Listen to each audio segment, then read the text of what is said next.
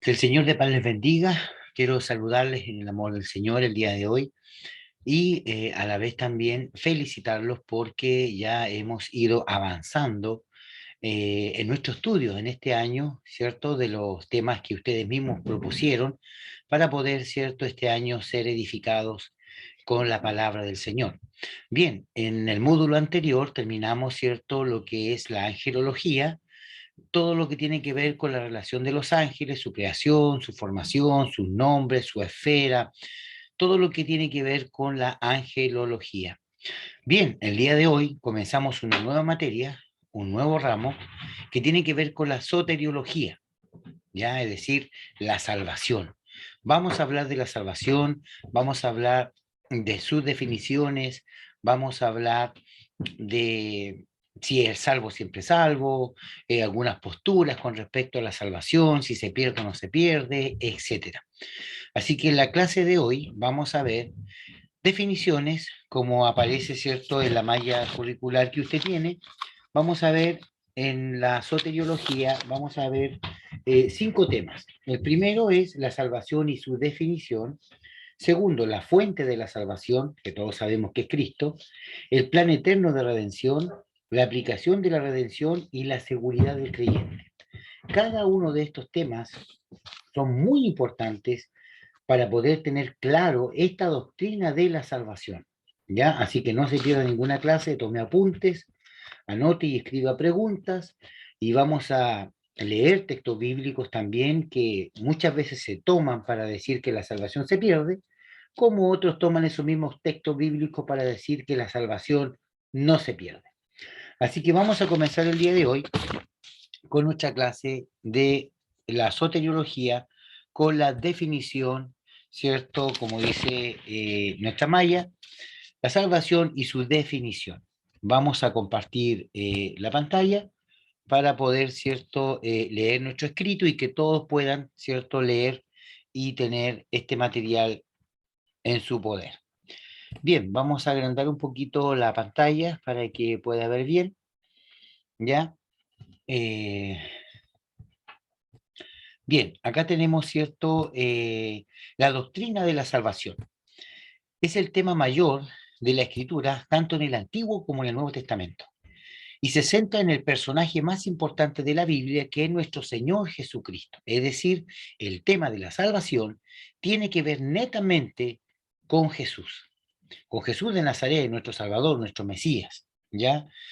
Incluye la obra completa de la redención divina para el hombre pecador y alejado de Dios.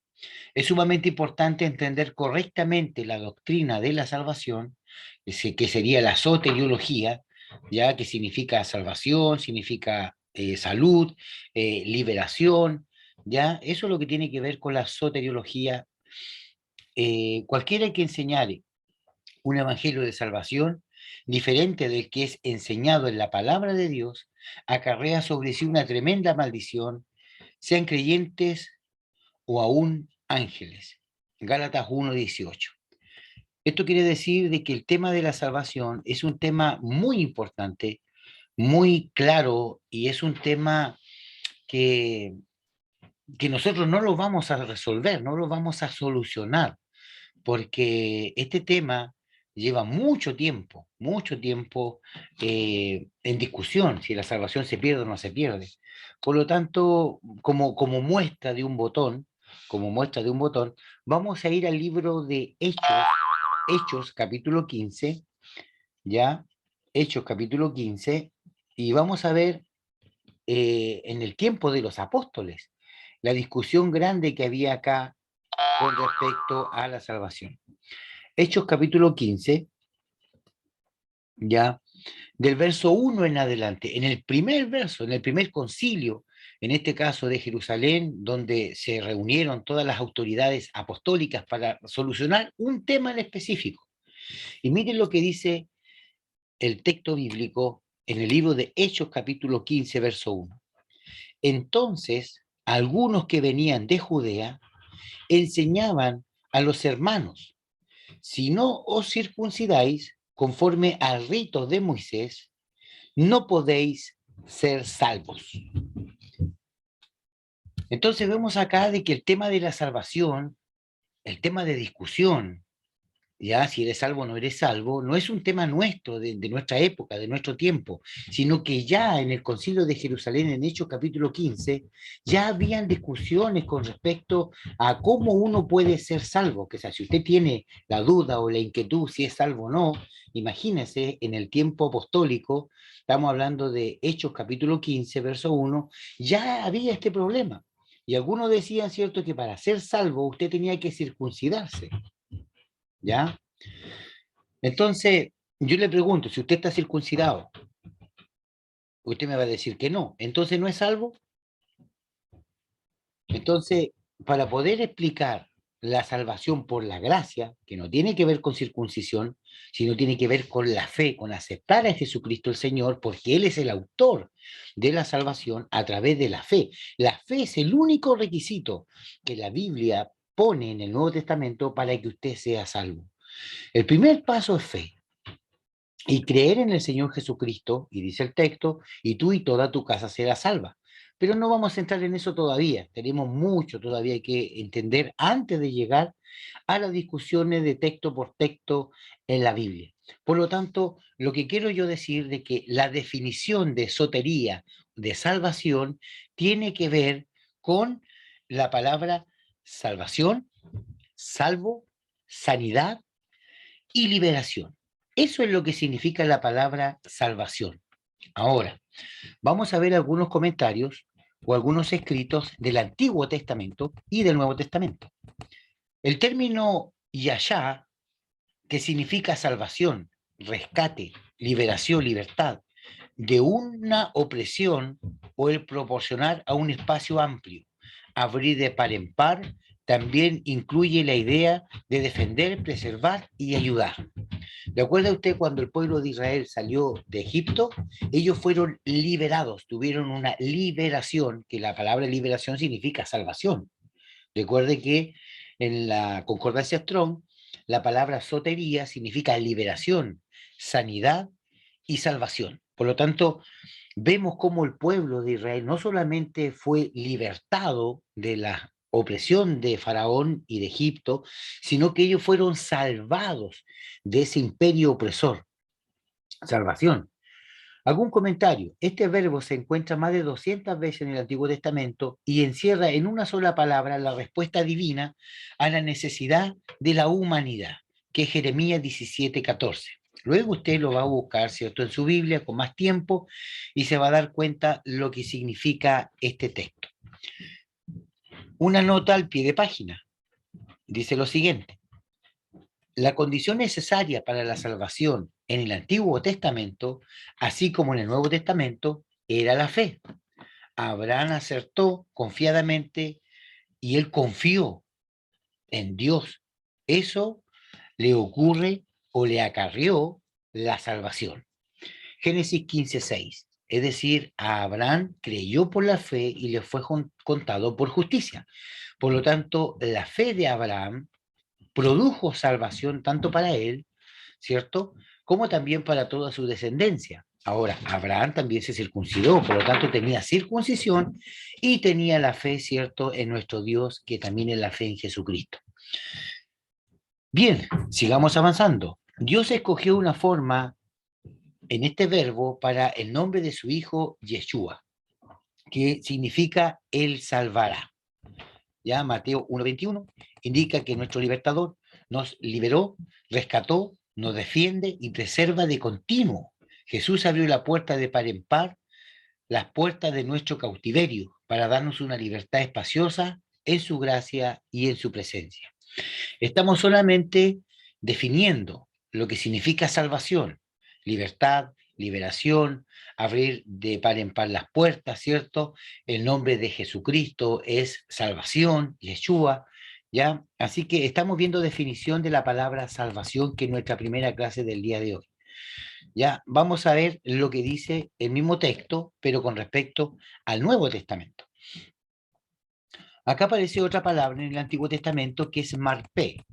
Marpé significa restauración de la salud, remedio, sanidad, cura, medicina, tranquilidad, liberación. Proviene del verbo rafá, que significa sanar o curar, reparar, denotando principalmente la sanidad física. Recuerde que salvación tiene que ver con salud, tiene que ver con salvación y con liberación, que es lo que tiene que ver con sotería. Bien, entonces, esta palabra, marpé, que viene de la raíz de Rafá, aparece 13 veces en el Antiguo Testamento. La salvación es el rescate divino de toda la persona y la sanidad es la reparación del ser humano, tal como lo ilustra Marpé. En Malaquías 4:2 se compara al Mesías con el sol naciente, en donde fluye salvación, Marpé o sanidad. Rafá habla de sanidad, de un alma pecadora y de un corazón quebrantado. La Biblia afirma, yo soy Jehová tu sanador, Jehová Yahvé, Salmo 41:4 y 147, verso 3.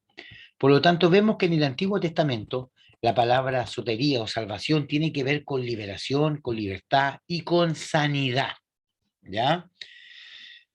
Así que cuando estamos viendo esta definición de la palabra salvación, nos estamos dando cuenta de lo siguiente, que aquí no tiene nada que ver con usted.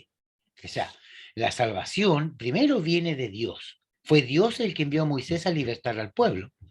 Dios tiene el principal control del tema de la salvación, el tema de la salud y de la liberación. Aquí usted y yo no hacemos nada, este es un plan divino del Señor. En el Nuevo Testamento, la palabra aparece soso, ya que es un término en el griego, ¿cierto? Para salvación, que significa salvar, sanar, curar, preservar, mantener, rescatar de un peligro o destrucción.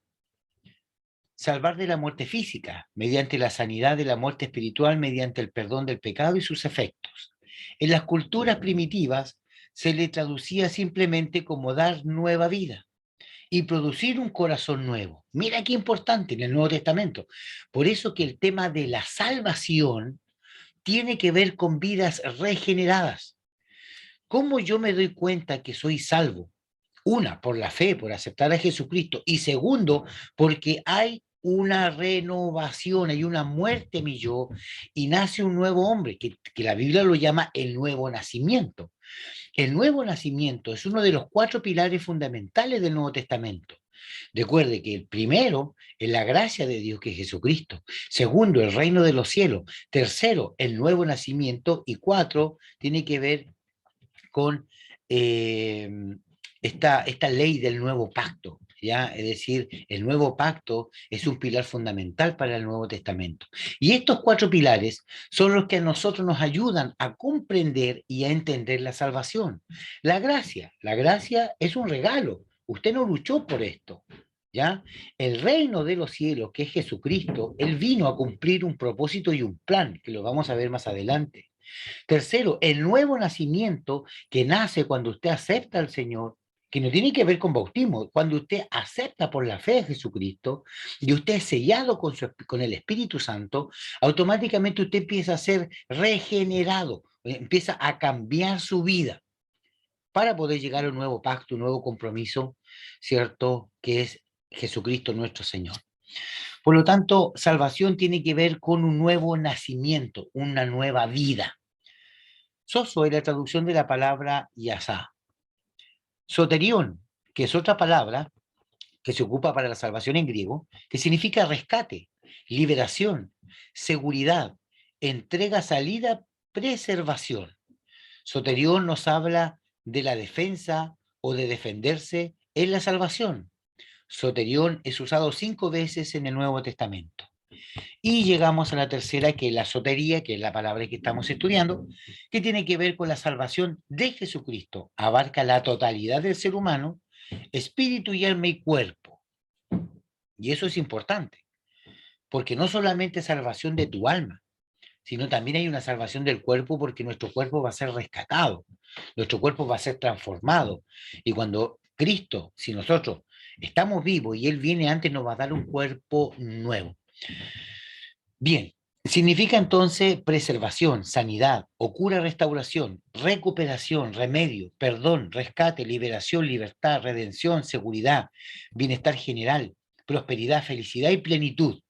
Recuerde que en Cristo Él es la plenitud del todo y lo llena todo. Por lo tanto, salvación es mucho más de irse a un cielo o a un infierno. Salvación tiene que ver con lo que es el ser, con su felicidad, con su liberación, con su comprensión de la escritura. ¿Ya? Ojo con esto. El Nuevo Testamento usa esta palabra especialmente para designar un bienestar espiritual. O sea, yo soy salvo, por eso hago lo que hago. Yo voy a la iglesia, yo me congrego, yo sirvo al Señor porque ya soy salvo. No voy a la iglesia para ser salvo, que es un mal concepto que muchas veces se ocupa. No es que voy a ir a la iglesia porque si no, me voy a perder mi salvación si no me congrego. No, yo me congrego porque ya soy salvo. Yo me congrego y hago lo que hago porque yo tengo mi salvación. Yo no tengo que agradar a nadie para recibir la salvación, por eso hago lo que hago. Por muchos años se ha querido agregar la obra al tema de la salvación. Y la salvación no es por obra, sino es por fe. Yo no voy a estar haciendo cosas para ser salvo. No voy a dejarme el pelo largo porque si no me voy a perder. Voy a dejarme la falda larga porque si no pierdo mi salvación. Tengo que congregarme la semana porque si no pierdo mi salvación. Hermanos, esto es mucho más de lo que usted puede hacer como un ser humano, de perder o no perder, si al fin y al cabo la decisión es de Dios.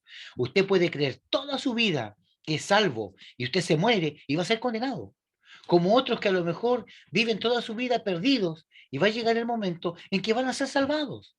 La misericordia de Dios es de su divino poder y Él decide a quién salvar y a quién no, lo cual vamos a ver más adelante con el tema de la predestinación, a lo que él llamó, él escogió y a los otros no. Entonces, vamos a ver todo eso, pero vamos paso a paso, entendiendo lo que significa la definición de salvación.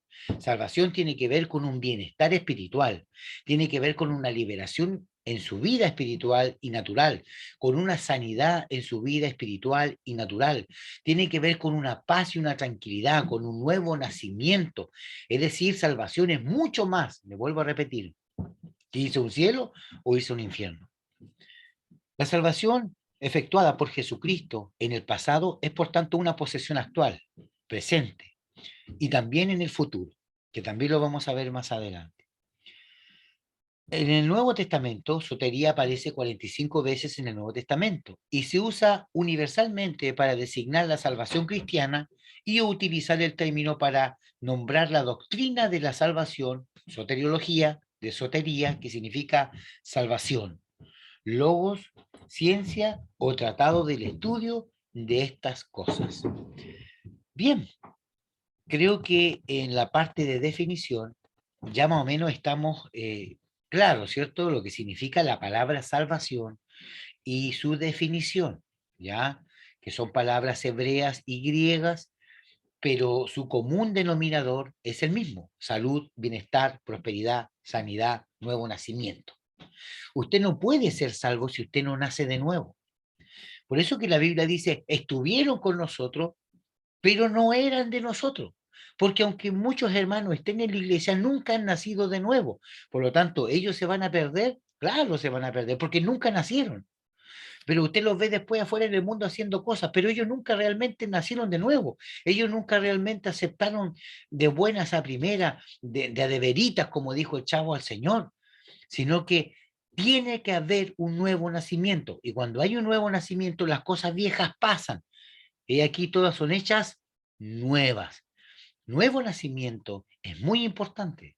Ahora, hay evidencias bíblicas de una persona que ha nacido de nuevo, sí las hay. Y es su deber como estudiante, como hijo del Señor, saber cuáles son las diferencias o en este caso los requisitos para yo darme cuenta si he nacido de nuevo o no he nacido de nuevo o si sigo siendo un participante que está yendo a la iglesia creyendo que nací de nuevo porque fui bautizado, porque estoy en el coro o porque estoy predicando y a lo mejor nunca, nunca usted ha nacido de nuevo. Por eso muchas veces la tentación lo persigue, el enemigo lo busca, porque la Biblia dice que aquellos que han nacido de nuevo, las cosas del mundo están muertas para uno, muertas. Y si todavía dentro de su ser algo le zapatea o le pica del mundo, Es porque todavía somos humanos y es normal, pero tienes que morir. Nosotros debemos morir y nadie quiere morir, es el tema. El requisito para ser salvo es morir, pero nadie quiere morir. Todos luchan para vivir. Por eso que Jesucristo dijo, aquel que entregue su vida por amor de mí la salvará, y aquel que quiera cuidar su vida la perderá. Ahora nosotros vamos a ir encontrándole sentido a muchos textos bíblicos que están en la Biblia, que a lo mejor en su momento no le encontrábamos el sentido. Esos términos y esas palabras tienen que ver netamente con salvación. Sigamos. Ahora vamos a ver salvación de qué. Ahora vamos a ver de qué Dios nos va a salvar. ¿Cuál es el problema con la salvación? ¿Por qué Dios proveyó una salvación si a lo mejor yo no la necesito? Vamos a ver. Acabamos de ver los términos de la palabra salvación y su significado. Pero la pregunta es, ¿salvación de qué o de quién seremos salvos? A través de la historia bíblica, Dios siempre ha querido que su pueblo le adore y le reconozca como el único Dios verdadero. Pero el ser humano siempre le ha fallado a Dios, por lo cual la ira de Dios se revela y se hace manifiesta en castigo para la humanidad. Entonces acá este término es claro. La ira de Dios, esa ira de Dios que se revela contra la humanidad por la desobediencia, no solamente del Génesis, del huerto, sino que esa desobediencia de Adán y Eva trajo la muerte de Caín y Abel, trajo el primer asesinato. Después de ese asesinato, Caín se fue y se encontró con una mujer, y de ahí la sexta generación apareció un hombre que tuvo dos mujeres, una se llamó Ada y la otra Sila. Aparece el primer adúltero. Entonces, todo esto trae consecuencias a lo largo. Por eso es importante entender de qué Dios nos está salvando. ¿Hay salvación? Sí, sabemos lo que es la salvación, ya está claro, pero ¿de qué nos está salvando? Vamos a ver. Un ejemplo, el sacerdocio, segunda de Crónicas 24:18. Y desaparecieron la casa de Jehová, el Dios de su padre, y sirvieron a los símbolos de acera y las imágenes esculpidas. Entonces la ira de Dios vino sobre Judá y Jerusalén por este pueblo su pecado. ¿Cuál fue el pecado? Idolatría. Hoy día, ¿quién no idolatra?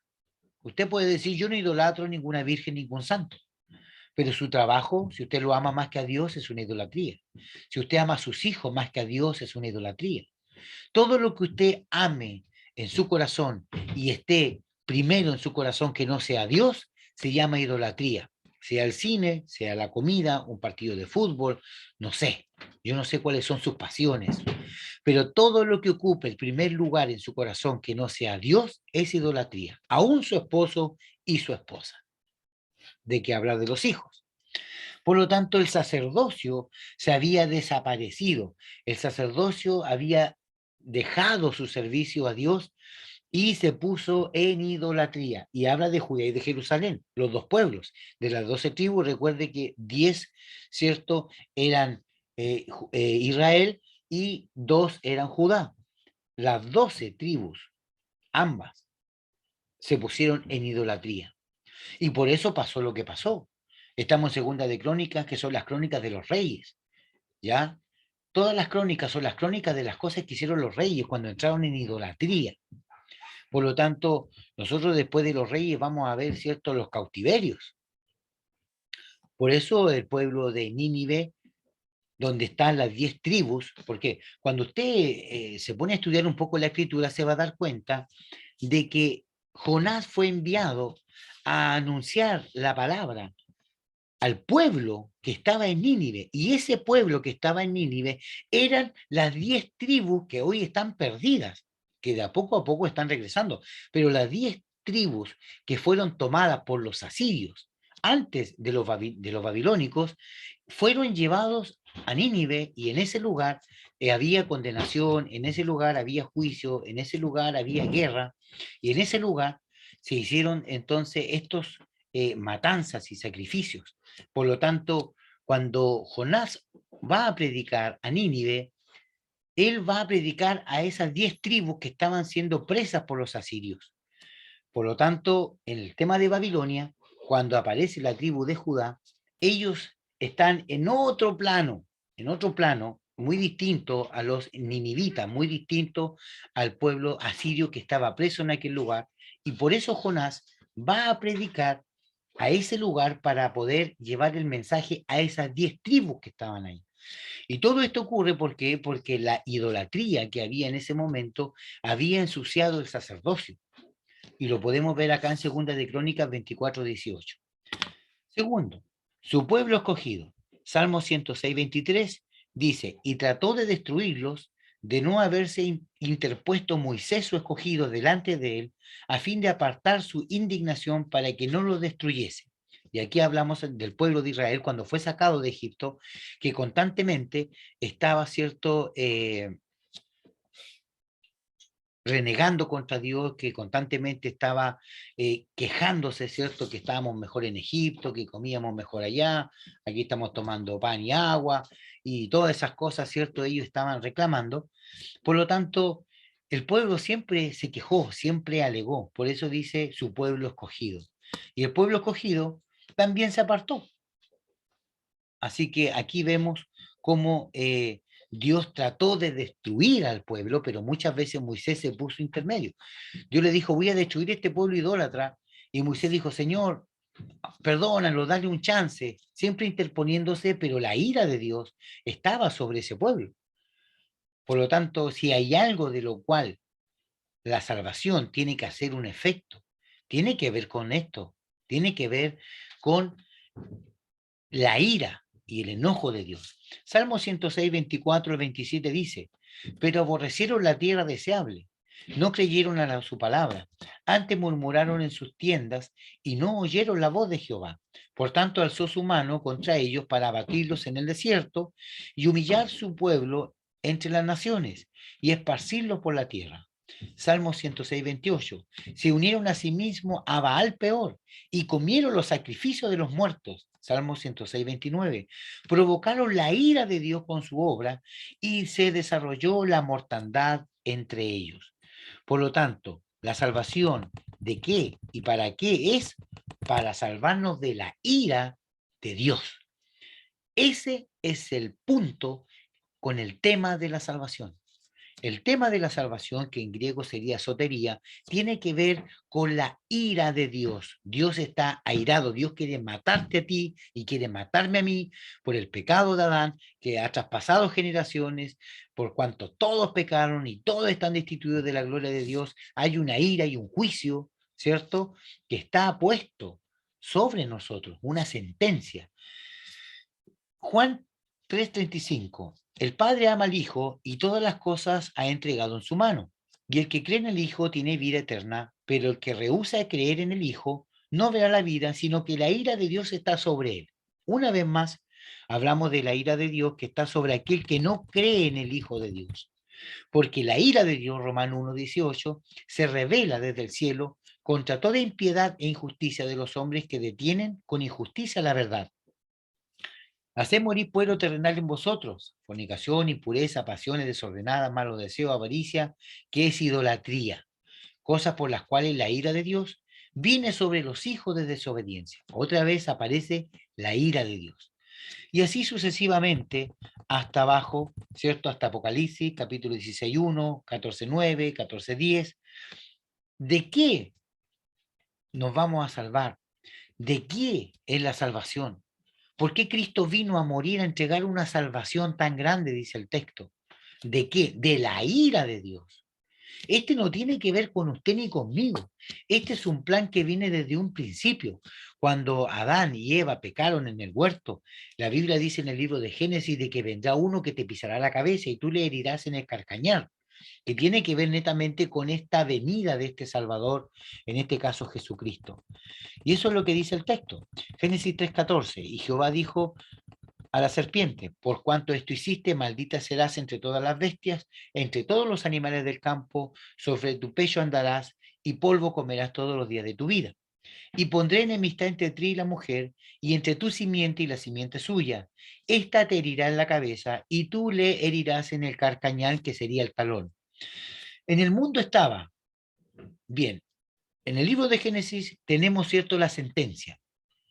Cristo tenía que venir a destruir, en este caso, a la raíz del mal, a Satanás, este querubín grande y protector que se revela, ¿cierto?, en el cielo y es desterrado.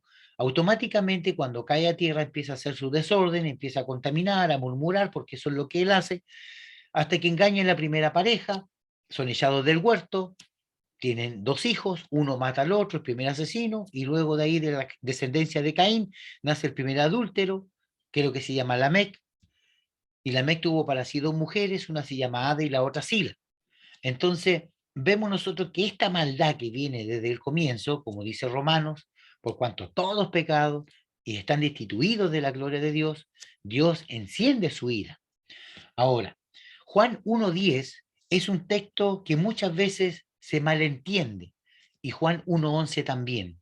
Dice, en el mundo estaba, Jesucristo estaba en el mundo, y el mundo por él fue hecho, es decir, él estaba antes de la fundación del mundo, pero el mundo no le conoció. A lo suyo vino y los suyos no le recibieron. Aquí la palabra dice a lo suyo, no a los suyos en plural. Él no viene a los suyos en plural. Dice a lo suyo, a lo de él. Y los suyos, el plural, no le recibieron. Por lo tanto, Jesús venía con una misión. Él venía a lo suyo, a lo de él. ¿Qué era lo de él? Obviamente pisarle la cabeza al diablo, que es lo que estaba en el libro de Génesis. Y para corroborar esto, para afirmarlo, vamos a leer primera de Juan 3:8, que dice, el que practica el pecado es del diablo, porque el diablo peca desde el principio. Para esto apareció el Hijo de Dios, para deshacer las obras del diablo. Esa es la misión de Jesucristo, deshacer las obras del diablo, cumplir la profecía o el protoevangelio, como se le llama, de Génesis 3:15. ¿Cuál era la pega de Jesús? Vencer la muerte, morir, resucitar, ir a los infiernos, publicar su victoria y demostrarle que el diablo y Satanás ya no tienen el poder sobre la vida y la muerte porque Cristo resucitó. Hasta ese momento todos los que morían, ninguno resucitaba. Cristo resucitó venciendo la muerte, derrotando al diablo, poniéndolo a vituperio, y automáticamente cuando eso ocurre, ¿cierto? Cuando el diablo es avergonzado, cuando el diablo es derrotado y Cristo es alzado, resucitado a los cielos, entronizado, como dice el libro de Apocalipsis, sentado arriba en majestad con corona, y ahí es recibido en gloria y majestad, él, Jesucristo, cuando muere y resucita, cumple todas las profecías mesiánicas del Antiguo Testamento, y gracias a esa promesa, ahora viene Juan 3:16, gracias a esa promesa, porque de tal manera Dios amó al mundo que envió a su Hijo, para que todo aquel que en él crea, es decir, la salvación viene por creer en él, no se pierda, mas tenga vida eterna. Pero si usted enseña en su iglesia, como pastores, si usted enseña en su iglesia de que Cristo vino a salvar a una humanidad, estamos muy equivocados porque Cristo vino a deshacer las obras del diablo, que era un plan que estaba desde el libro de Génesis 3:15 en adelante. Como resultado de la muerte y la destrucción, en este caso del imperio de Satanás, viene la salvación para todo aquel que cree en Jesucristo, lo acepta como su Señor y Salvador, nace de nuevo. Si no hay un nuevo nacimiento, no hay salvación. Y vamos a ver más adelante cuáles son los requisitos para saber si usted ha nacido de nuevo o no. Entonces, ese es el orden que tiene que ver con la salvación. Aquí no estamos discutiendo todavía textos bíblicos con respecto de la salvación, que si uno blasfema contra el Espíritu se va a perder porque no tiene perdón ni aquí ni allá. Eso lo vamos a dejar para más adelante. Es la primera clase que tenemos el día de hoy de soteriología, de la salvación, en donde estamos aprendiendo definiciones y comprendiendo de qué vamos a ser salvos. Y es simple, vamos a ser salvos de la ira de Dios. Y ahora, ¿salvo de qué? ¿De la carne? No, porque la carne vuelve al polvo que él la dio. El espíritu vuelve a Dios que él la dio, pero hay un alma que es eterna. Y ahí es donde está el tema. Así que espero que esta introducción con respecto a la soteriología le haya servido, pueda entender un poquitito más, ¿cierto?, el plan y el propósito que Dios tiene para mi vida y para la suya. Y espero sus preguntas, anótelas, escriba todas sus preguntas para que el día domingo a las 21 horas podamos solucionar, responder y poder ir avanzando en nuestras materias. Yo dejo esto hasta aquí porque este material es muy extenso, es muy grande, así que vamos a ir viendo paso a paso el tema de la salvación y si la salvación se pierde o no se pierde, que va a ser nuestro último punto y final. Así que Dios les bendiga, que tengan una hermosa semana y que cada día podamos, ¿cierto?, ir creciendo en gracia, en sabiduría para con Dios y también para con los hombres. Independiente que usted peque, independiente que usted falle, independiente de eso. Somos humanos y terrenales y aquí en la tierra vamos a fallar. Usted va a ser airoso, va a ser enojón, va a ser celoso en algún momento, va a cometer algún error. Si todavía no somos perfectos, estamos en un camino de perfección. Así que ánimo, esto está recién empezando, así que el Señor les bendiga y nos estamos viendo el día domingo con la ayuda del Señor. Bendiciones. Que no se le olvide anotar sus preguntas. Shalom.